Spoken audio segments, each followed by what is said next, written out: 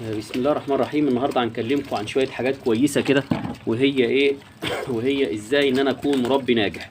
يعني انا ازاي اكون مربي ناجح. شويه حاجات وشويه نصائح ان شاء الله لو اتبعتها وسمعت كلامي فيها بالراحه كده واحده واحده ان شاء الله تكون مربي ناجح، ويكون عندك حمام كويس ويكون عندك زغاليل كويسه ان شاء الله باذن الله.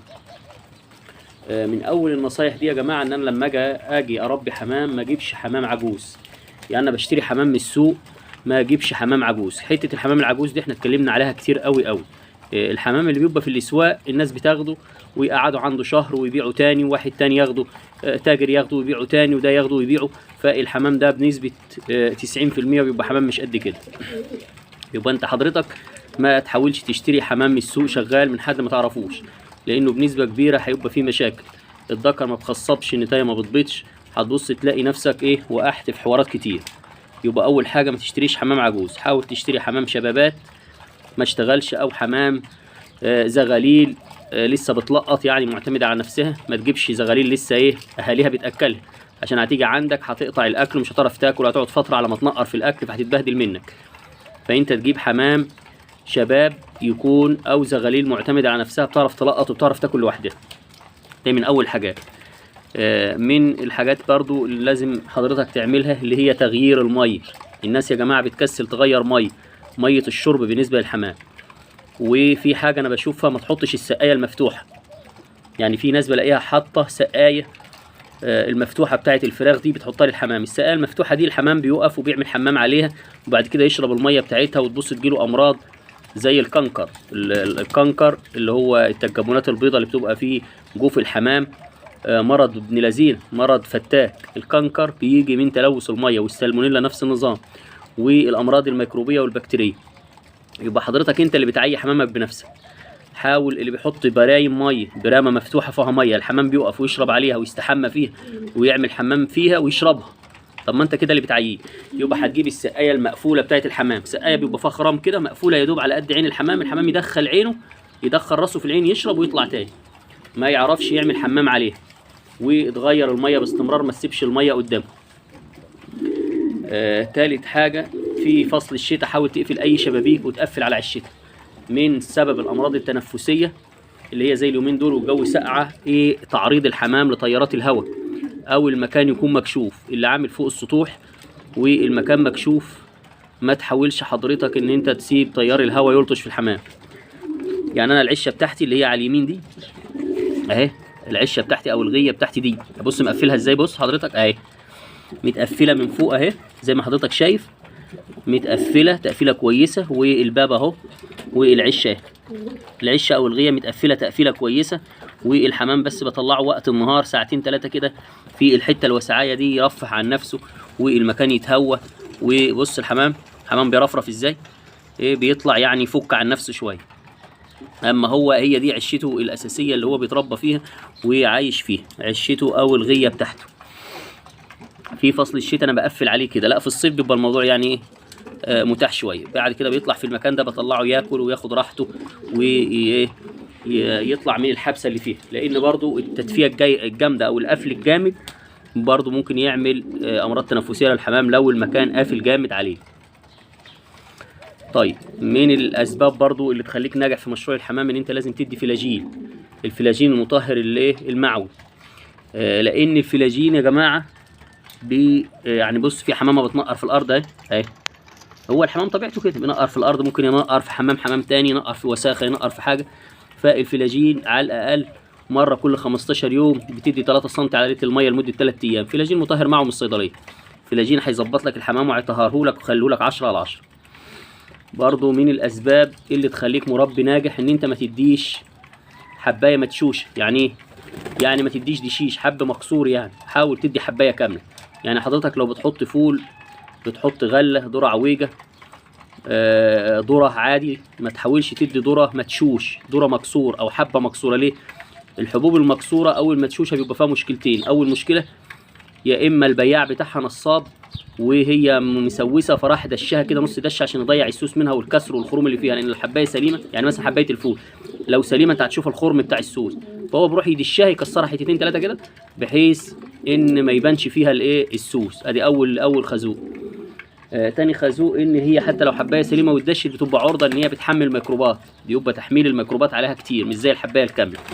يبقى لازم تدي حبايه كامله، ما تديش حبايه مدشوشه. في برضه عشان تبقى مربي ناجح وواد معلم كده، لما تركن حمام لنفسك ما تركنش حمام في الفصل اللي هو الرايق. يعني ايه فصل الربيع، فصل الخريف، الفصول الرايقه دي ما تركنش حمام لنفسك. حاول تركن حمام لنفسك في البرد الشديد وفي الحر الشديد. طب ليه بقى؟ عشان الفتره دي الزغلول اللي بيطلع فيها بيبقى مناعته حلو. يعني انا مثلا الجو شتاء وجو تلج اربي زغلولين حلوين معتمدين على نفسهم، صحتهم حلوه، طلعوا في الوقت ده، لان بنسبه كبيره بتبقى مناعتهم حلوه. وما ربيش في اي وقت وخلاص. لما بتربي زغلول في فصل الربيع او في فصل الخريف، الفصول اللي هي الجو فيها بيبقى معتدل، يعني ما بتبقى بيطلع وبيبقى كويس برضه، بس ما بتبقاش مناعته زي اللي طلع منك في فصل الشتاء الجامد او في فصل الايه الصيف الجامد. حاول تركن لنفسك حمام في الجو الساعه الجامده او في الجو الحر الجامد. من الحاجات اللي برضه لازم تبقى انت مربي ناجح تعملها ان انت تختار الزغلول القوي من السلاله القويه. يعني مش الزغلول عشان عاجبك شكله او لونه او شكله كويس او كده تيجي مربيه، لا، شوف الاهالي بتاعته. لو الاهالي بتاعته حنينه الزغلول هيبقى حنين. لو الاهالي بتاعته بتخصب البيض وكويسه وبتطلع معاك سلاله حلوه هيبقى كويس بنسبه كبيره ان شاء الله. الزغلول لازم يكون حجمه حلو وصحته حلوه وهو فتره الزغلول. اوعى تربي زغلول جاله جدري، اوعى تربي زغلول جاله سالمونيلا، اوعى تربي زغلول جاله برد. ما تربيش زغلول تعب منك في الفتره الاولانيه. ليه؟ لان هو مناعته مضروبه. لو مناعته حلوه ما كانتش جات له الامراض دي. يبقى حضرتك ما تربيش زغلول جاله اي مرض. اي مرض اذبحه. يعني جاله مرض وصحى منه كمان ما تربيهوش. انت عايز تربي حمام كويس وتبقى مناعته كويسه، ربي زغلول صحته كويسه واعتمد على نفسه وجاب معاك في الفتره الاولانيه ميزان حلو وحجم حلو وزغلول محترم. من الحاجات اللي انت لازم تعملها برضو انت كراجل مربي حمام، ان انت تحاول تبعد عن المضادات الحيويه. الناس اللي بتحط المضادات الحيويه باستمرار، المضاد الحيوي بيضعف مناعه الحمام. يعني ما تحطش مضاد حيوي الا في الفتره لا قدر الله لو عندك امراض، وبتحط بنسبه معينه ما تزودش. اما انا الاقي واحد جادوب الحمام جاله اي حاجه، شويه كشاشان شويه برد، حمامه يعني ركنت شويه، هيجي مضي مضاد حيوي الحمام كله. المضادات الحيويه يا جماعه من اسباب ضرب مناعه الزغلول والفرد الكبير، لان المضادات الحيويه بتضعف حجم الزغلول. من الاسباب برضو الكويسه اللي انت لازم تعملها لو بتربي حمام ان انت تدي جرعه ديدان كل 3 شهور. ليه؟ الحمام بيجيله ديدان على طول يا جماعه، والديدان ديت مشكلتها مشكله. الديدان بتخلي الحمام يقطع عندك بيض، وبتخلي الحمام يسيف، وبتخلي الزغاليل ضعيفه، ويعني بتبهدل لك الدنيا، وبتخلي الذكوره ما تخصبش. فادي جرعه ديدان كل 3 شهور. عندك سترات الببرازين بشري حلوه قوي، بتدي نص معلقه ممسوحه على رتل ميه وتشرب منه الحمام لمده 3 ايام، وتكررها كل 15 بتكررها بعد 15 يوم. يبقى لازم حضرتك تدي ديدان. من الاسباب الكويسه اللي تخلي معاك الحمام يلحم العش في العش والحمام يطلع معاك كويس ان انت لازم كل اسبوع تدي كالسيوم. كل اسبوع لازم تدي جرعه كالسيوم من اي نوع كالسيوم، استيوكير، كالسيمات، اي نوع بشري او بيطري لازم تدي كالسيوم. ليه؟ الحمامه في فتره ان هي بتطلع البيضه بياخد من صحتها زي الانسان كده. الواحده لما تبقى حامل تبص تلاقيها يقول لك شعري بيقع وخست واتبهدلت. ليه؟ لان العيل اللي بطنها بيسحب من الغذاء بتاعها. فهو الحمام نفس الوضع كده. الحمامه لما بتطلع البيضه هي بتطلع من نتاجها ومن تغذيتها، فانت بتعوض الموضوع ده بالكالسيوم، خصوصا في الحمام التقايل. يعني الحمام اللي ايه التقيل، الكينج والروماني واللحم الفرنساوي، الحمام ده لازم كالسيوم كل اسبوع.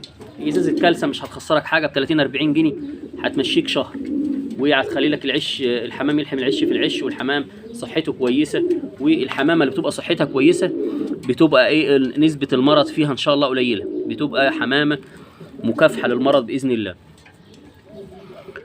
من الحاجات الاساسيه في تربيه الحمام والناس بتغفل عنها التحديق.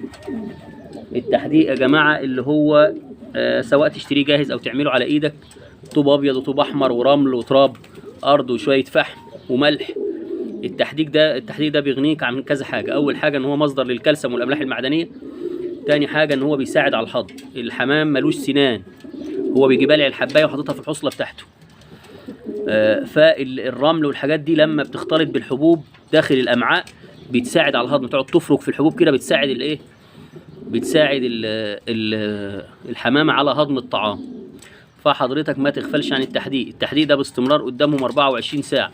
عايز تعمله على ايدك زي ما قلت لك، هتجيب طوبة حمراء وطوبة بيضة وتراب ارض ورمل وشوية ملح طعام وشوية فحم، وتدقهم وتخلي الحمام ياكل منهم.